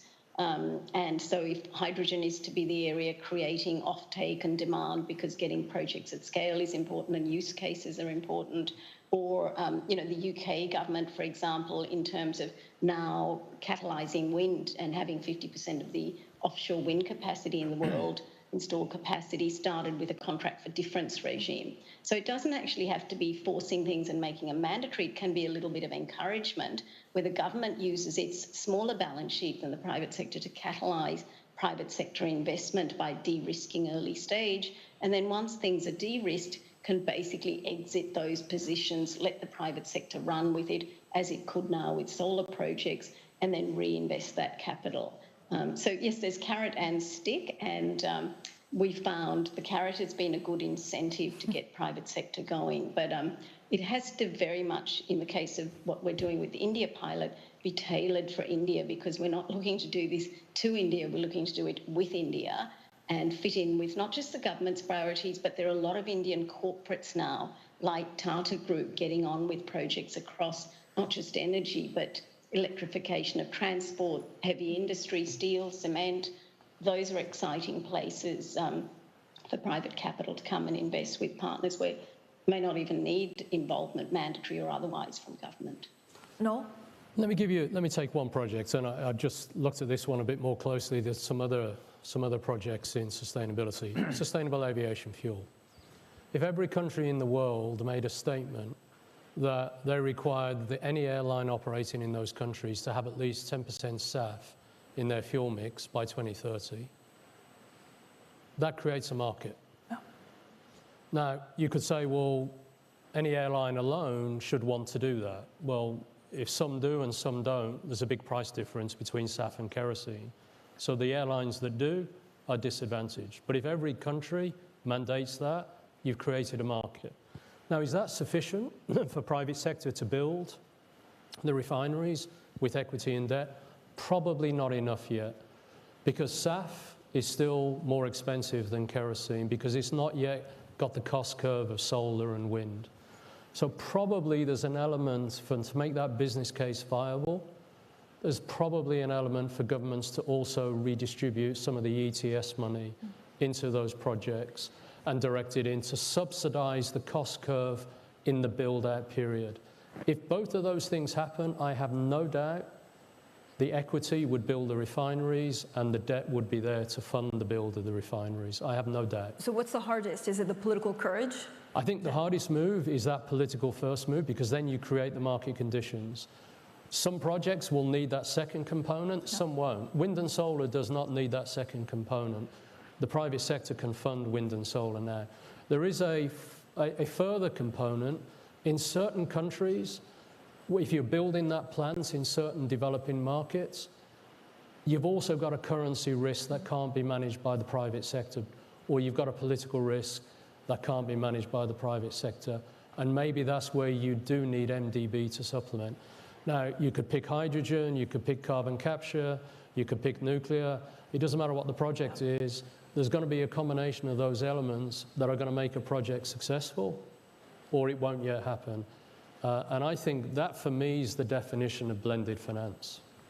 I mean, we're trying to give concrete solutions. So, Chandra, is there either a project that was very successful or actually that failed that would be a good, case study to see what we can do better and more of? Yes, but before that, can I comment on a couple of points based on the comments made by Shamara and Noel? See, I think this offtake is a very, very important point that Shamara made. When you do these kind of projects, which are new projects, and people will put in money if there is a committed offtake. But it's easily said than done. And the biggest challenge is that the amount of money that is required and the commitment made by the developed nations, that 100 billion per year, that's not happening. So we need certainty to that kind of money to flow, because if you look at India, while I said that it's a very aggressive goal but achievable, if India has to achieve the 2070 target, between now and 2070, the total carbon emission will be 220 billion tons. That is going to be the target. But that is still half of what the US has so far, till today, how much it has emitted. And still it is less than the total emission from China. So people will argue, if you're going to ask a developing country to take on more, to cut faster, the development of the 1.3 billion people will suffer. So we've got to find a solution. So how do you find it? Where do you find the money? So that is why I think we've got to figure out a way of supporting these technology projects, whether it is aviation fuel or whether it is hydrogen or any other. Yesterday we were in another panel which Mike was running, where there is an entrepreneur from Singapore who talked about the difficulty to find money for a maritime shipping pilot. So we need to figure out a way of getting some public finance into these kind of projects, and then figure out a way of offtake. Offtake is a very critical element. The moment we can sign up the offtake, whoever is the users, I mean, it is happening in the battery industry. Battery is a very classic example. There are a lot of all OEMs. Auto OEMs are going towards electrification, and all of them need batteries. And most of the battery contracts or plants they are putting in, there is a definitive offtake commitment that's being made by the OEM for the next 10 years, and without which this project is not happening. And that is why the battery is happening much faster now. So similarly, here the nature of the beast is tougher because we are trying to handle all industries at the same time. So we've got to figure out the initial funding as well as the offtake. Shamara, where do you see the money coming from? How much more can actually private companies do? I mean, they seem to be leading the charge. Is there a way to, catalyze the public space? Catalysing the public space really is ultimately in the hands of the governments and the MDBs. And as Chandra was saying, there are ways the governments can use their money in a very smart way to do things like create use cases. For example, in hydrogen, getting scale is really important to bring down the cost of a project. So yes, you need to bring electrolyzer costs down. Yes, you need cheap renewable, but you also need a scale project. Things like long-haul transport, mining equipment, etc., replacement of diesel with hydrogen, they're great use cases. So I think the government can use its money intelligently there. And, we're a big investor in infrastructure, and we've certainly seen many governments around the world in developing countries access massive pools of private capital by creating a range of de-risked projects early on where people get confidence in investing in that particular economy, and then the private capital starts to flow. I do think there's extra challenges, as Noel was saying, in terms of there are scale technologies like solar and wind, trying to get the emerging ones to compelling cost points where they become the default choice of rational actors in the market. In a developing market is harder because there are all sorts of issues like country risk, etc., that push up the cost of capital. So it's almost easier to bring these things down to competitive costs in developed markets and then roll out the technologies in the developing markets. Having said that, companies like Tata probably can bring projects of enough scale where that capital can flow to a Tata project, perhaps to get things going rather than necessarily an Indian one. So, Noel, how much do you need to de-risk to actually get projects flowing more? Yeah, there are some projects that need to be de-risked, and listen, I remember some of our early financing of wind and solar. I've been in banking long enough where I can remember the early ones, and there were offtake agreements in place, and some of those projects were in developed markets, and governments decided to change those contracts partway through. That's a definition of political risk that's hard for the private sector to cope with. And it undermined the wind and solar sector for quite a while because you had a market framework that the private sector thought was going to operate for 10 and 15 years, and it changed.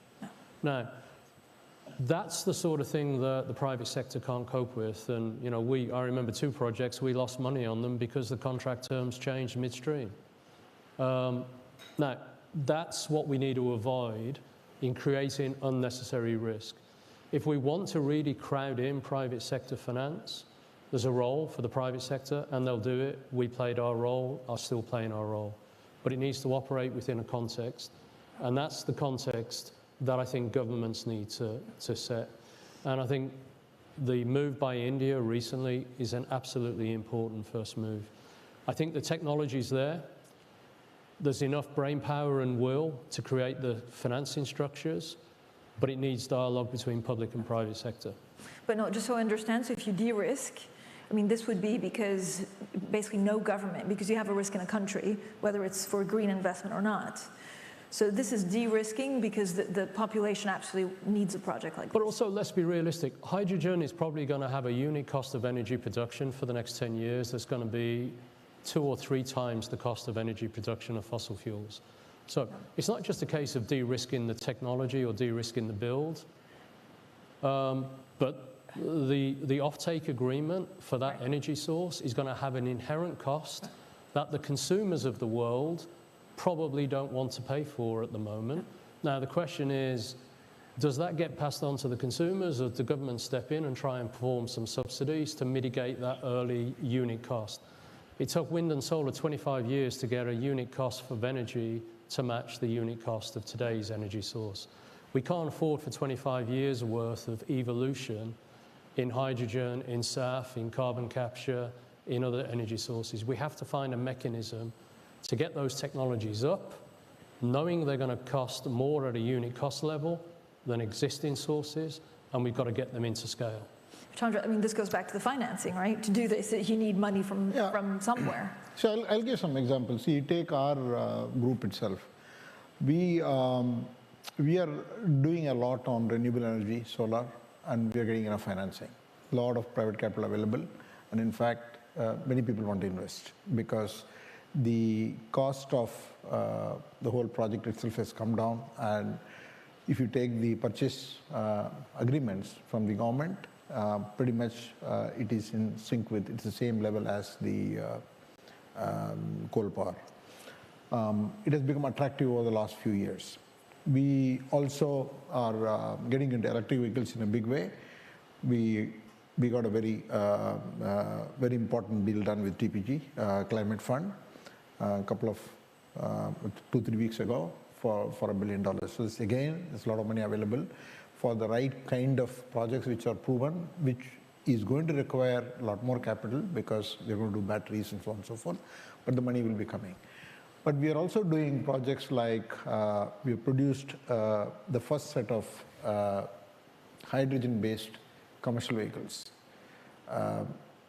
And if you look at those projects, still the economics, I think Noel was saying, economics doesn't work out. But it's a high-risk project at this point in time. But I'm pretty sure as we go into the next 3, 4, 5 years, things will change. So how do you create a framework for, see, because it's in the overall scheme of things, it's a project that we could fund, we have funded, but let's say if this same project and same technology has to be developed by a startup or an NGO or somebody else, it's going to be very hard for them to get the finance. But we need more people working on it, otherwise innovation will not happen. So we need the technology. We use the technology, but we really look for technologies. So many people want to do these pilots, for example, solid-state batteries. Because the projects are way out, 28, 2030 and so on and so forth. So there are certain class of projects where we still have to figure out, and I'm pretty sure that CFLI, which Mike has set up and me and Shamara are working, we're going to be having quite a lot of fun over the next 12 months to find solutions and find some of these pilot projects and figure out a way to fund them. I mean, 3, 4, or 5 years, you're quite optimistic. Shamara, do you share that optimism? And actually, where do you see the most appetite from investors? Hey, can I say one thing? Yeah. I think, this is my personal belief, that all dates with respect to climate commitments will be quicker. There will be more pressure to bring it forward. Pressure from who? Public. Do you agree with that? It will happen. Younger people will want you to go faster. So we need to innovate. It's hard, but we need to innovate. We need to get more technology, better cost structures. This will be a movement. This will happen. Yeah. Shamara, do you agree first on the timeline, that actually the timelines that we're working on now could be maybe halved? Or is that too optimistic? I mean, don't be too aggressive.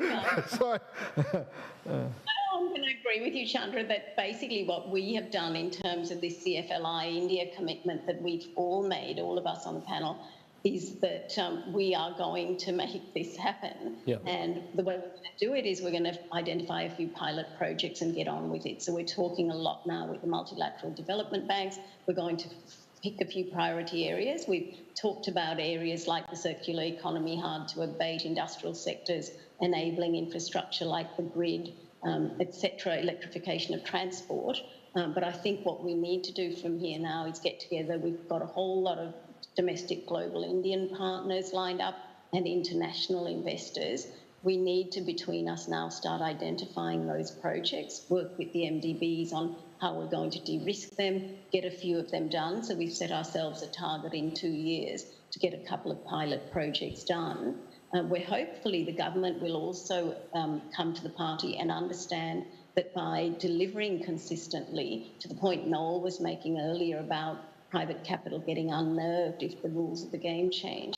If you keep the rules of the game consistent, we need to get the governments appreciating that's in their long-term interest, because it creates confidence and really catalyses a lot of private money at a lower cost of capital. So I think between all of us, we're very committed, having taken this on, to getting a few of these pilot projects done so that we can prove up that they can get done. And I hear what Noel says about costs coming down, but frankly, they're coming down faster and faster. Yep. You know, look at what we did with vaccines in relation to COVID. It took solar, I think, 10 years to drop to 1/10 of its cost. It's taken batteries 2 years to do that, just on Bloomberg New Energy data. So, you know, I'm basically committed to getting on with this with us as a group and getting a few pilot projects done and catalysing more capital investment to India and making that a pilot for other emerging markets. I would agree 100% with that. I think the cost curve of wind and solar will not be the cost curve we see on some of the new technologies, because I think the weight of the world is now behind this. You know, wind and solar, you could argue, led the way, and the weight of the world wasn't behind wind and solar. But there is so much momentum, and amongst the private sector and the public sector, I think we're going to learn a lot faster, and therefore the cost curve won't be a 25-year cost curve. It'll be a lot faster. But the most important thing, I spoke to somebody recently about a project. I said, we can plan for 10 years from now, and I know you need 14 plans, but why don't we just do the first one? Let's get it up, running, learning. And you know, that's, I think, what we've got to do. We've got to bring some of these technologies to scale, not ultimate scale, but let's bring some of them to scale, get it financed, get it up there, and we'll all learn a huge amount in the process. Shamar, do you think there are enough projects? I mean, one of the things that sometimes investors say is that there are actually few bankable low-carbon companies and projects available in some of the emerging markets. And so how much of a concern and setback will that be? No, you're exactly right that it's not just the policy and regulatory frameworks and the MDB money to de-risk, it's the pipeline of projects and the expertise as well that you need to get this all going. But that's why it's fantastic to have a company like Tata involved, because, you know, I talked to Chandra, and you could go through it, Chandra, there's no end of projects there in terms of solar panels, solar pumps, electrification of transport, you know, steel and cement, the things that are going on there. So I think we will probably go to some of the corporates as well to identify a few scale pilot projects that we can use. I call them bell cows. I think it's an Australian expression that we can get others to follow if we can prove these up. So we don't need 1,000 projects. We just need a handful of very good high prospectivity of conversion projects. In other places, you know, like the UK wind, they had a massive pipeline to catalyse the industry. But I think for India, if we can get a few of these, you know, big bell cow projects done, that will be enough for the pipeline to try and accelerate movement in India and the rest of the world, hopefully. But having a few, does it still mean that, you know, we're a way off having the sustainable capital market scale that we need? Right, I'll make 3 or 4 quick points. First is that I'm glad that, you know, I want to thank Mike for taking this leadership. And also I'm very glad that he chose India.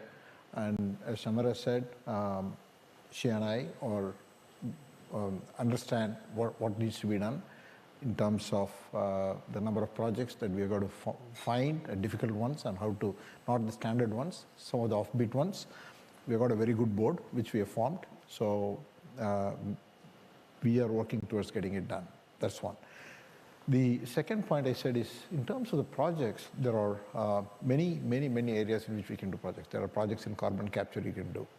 There are projects in hydrogen. There is a project in terms of how do you change the park, that is the number of existing commercial vehicles that are running on the road for the last 20 years. And how do you replace them? There are special projects that you can do.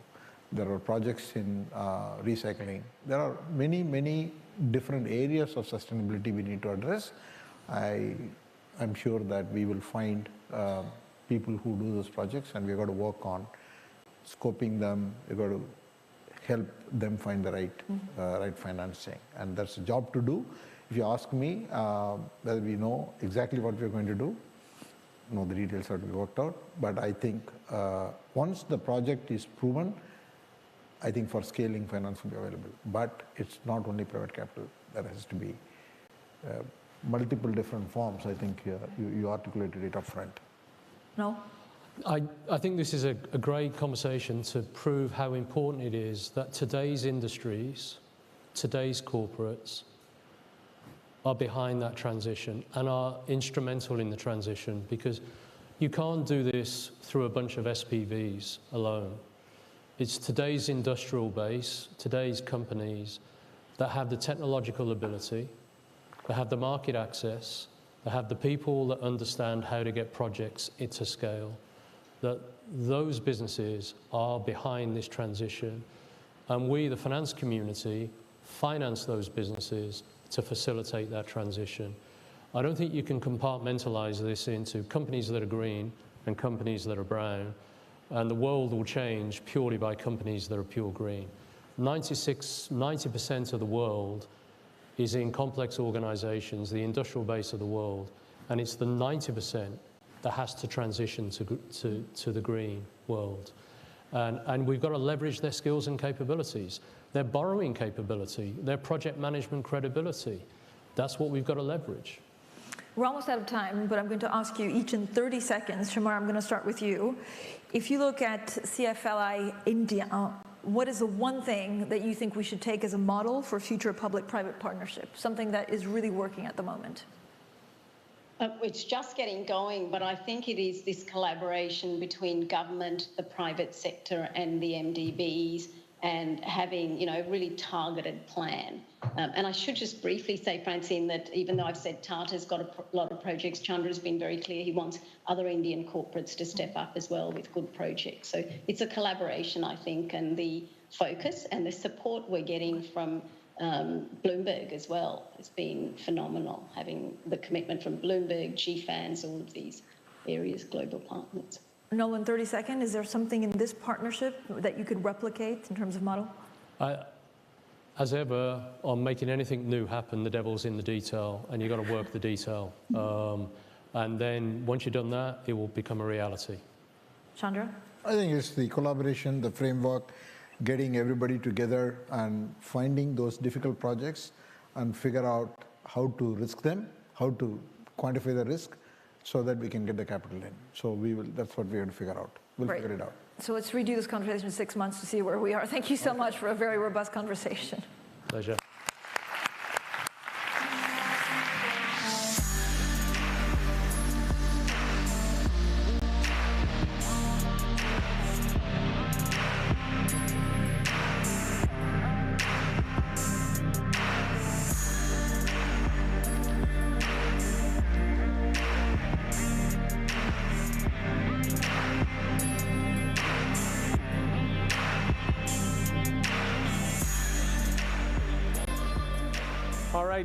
Well, thank you very much for making it through another very, very substantive day.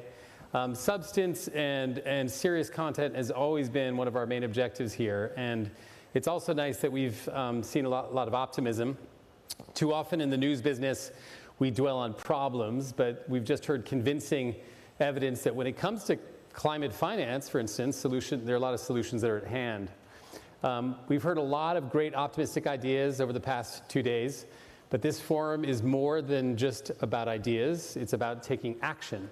So I'm really proud to announce one of the most exciting Bloomberg New Economy initiatives, a cancer moonshot that can build a bridge between the US and China.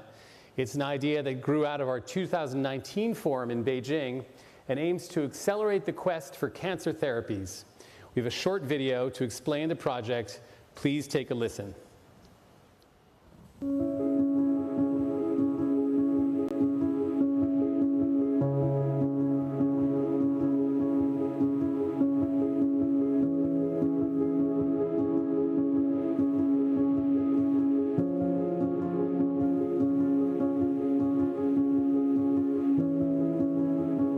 Clinical trials represent the critical step of translating scientific discovery to actually saving people's lives. I was diagnosed with stage 4 triple-negative breast cancer. I was given a 4% chance of survival. I am just weeks away from the 5-year mark, the benchmark. Currently, I think it's 12% of people with advanced triple-negative breast cancer make it to that 5-year mark. A clinical trial saved my life.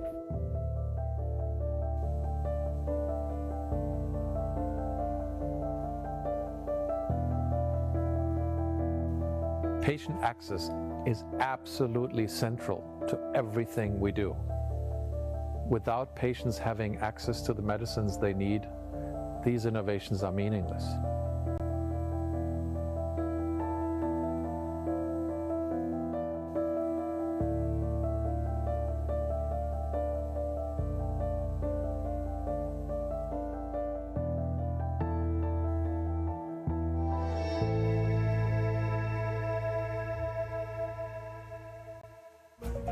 Cancer has the ability, because of the human factor, to unfreeze normal political divides, either within countries, between conservatives and progressives, or frankly, between nation states, whatever the side of the ideological divide they happen to fall.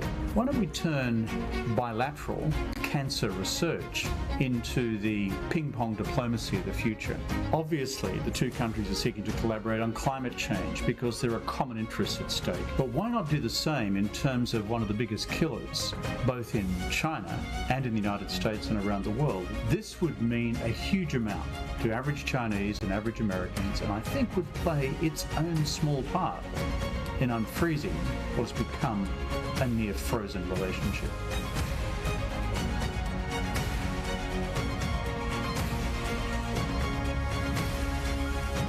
These challenges require cooperation among nations and among the public, private, and nonprofit sectors. No single nation can take on these issues alone. It's up to all of us. I have seen that the cancer experience is absolutely universal. It transcends all geographies, race, ethnicity, social background. It's a human experience, and the suffering is the same.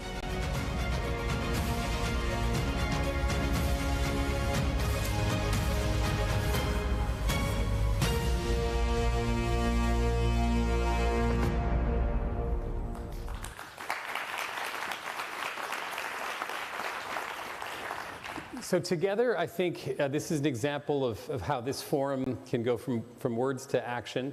I think we can really make meaningful change in areas like cancer treatments and save millions of lives. In fact, there was a breakout session yesterday with some of the world's largest pharmaceutical company CEOs in the cancer space.